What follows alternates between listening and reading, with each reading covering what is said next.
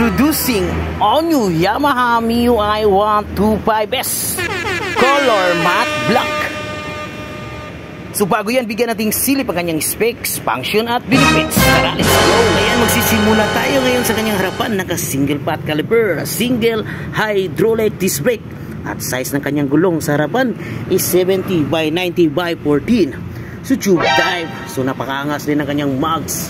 Color matte black. So front suspension naman ito is telescopic fork. Ito siya.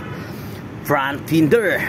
Napakatigas nito. Hinto basta-basta mabiyak or mababasag kapag ikaw ay nabubunggo. Pagdating sa kanyang headlight, napakaangas. Napakasilaw nito, especially pag umaga at gabi. So halogen bulb type. Turn signal left from right is bulb type. So ito naman ang kanyang Mio emblem at Yamaha emblem logo na nagbibigay background sa iyong Yamaha MIUI 125S with shutter lock. Kaangas rin ang kanyang decals, reflectorized decals is stickers.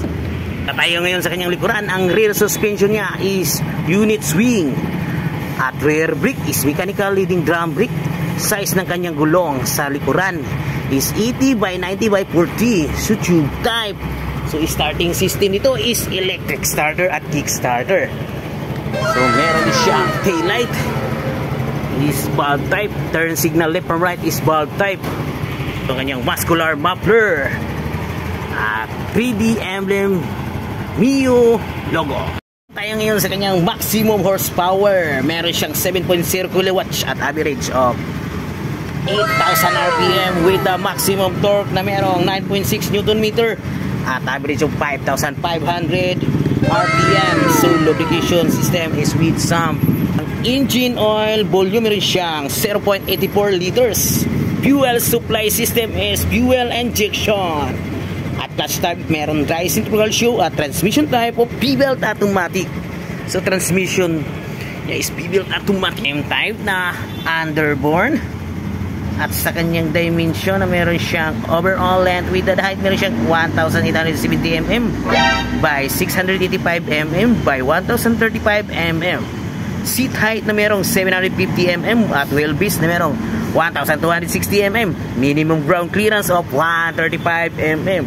So nagtitimbang ito ng 94 kilos. Napakagaan lang.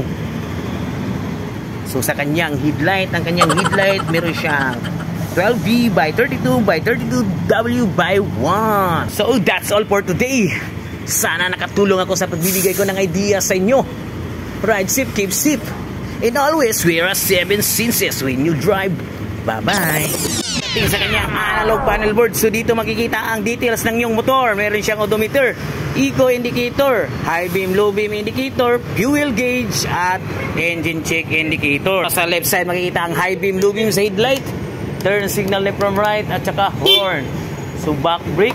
Sa right side makikita ang throttle. Front brake is stop and start system na nagbibigay tipid sa pagkonsumo ng iyong gasolina at battery at push start.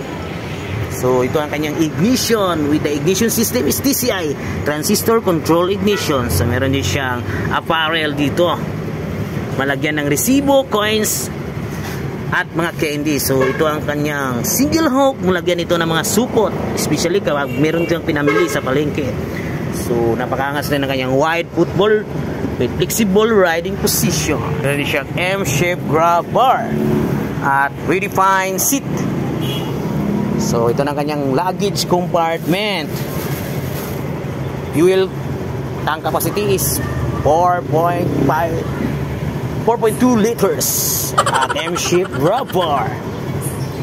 So malagyan ito ng kapote, gloves at mga dokumento. The engine type of air-cooled 4-stroke single overhead cam at 2-valve white cylinder arrangement of single cylinder. At 4-stroke meron siyang 52.4 mm by 57.9 mm. Compression ratio na merong 9.5 by 1. Maximum horsepower